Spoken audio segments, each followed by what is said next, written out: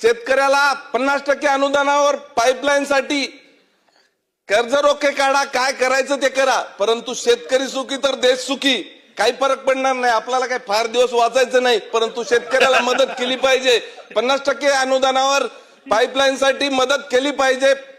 शेतकरी त्याचबरोबर हमी भाव देणं, कमीत सोयाबीन 4 ते 5 हजारात कुठल्याच परिस्थितीत पुरत नाही.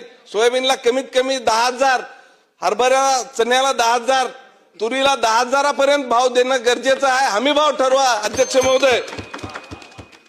त्याचबरोबर 2,4-D तणनाशक ही औषधी अतिशय घातक आहे. ज्या कोण्या कंपनीची असेल त्या कंपनीवर बॅन आणणं गरजेचं आहे अध्यक्ष महोदय. कारण आज इथं जर एका शेतात फवारली तर त्याचा परिणाम 1.5 किलोमीटरवर.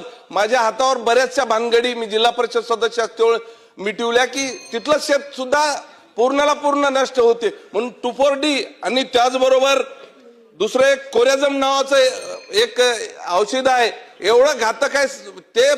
भाजीपाल्यावर फवारल्याच्या नंतर एवढा ताजा भाजीपाला दिसते की ग्राहक तिथं ताबडतोब जाते. परंतु अध्यक्ष महोदय, हे कॅन्सर जे मोठ्या प्रमाणात रोग आपल्याकडे येत आहे त्याला हे कोरॅझम सुद्धा तेवढंच परिणामकारक आहे.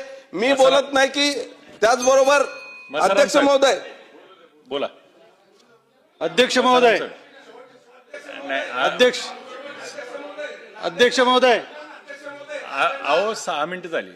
अध्यक्ष महोदय, संपवा कदम साहेब, संपवा.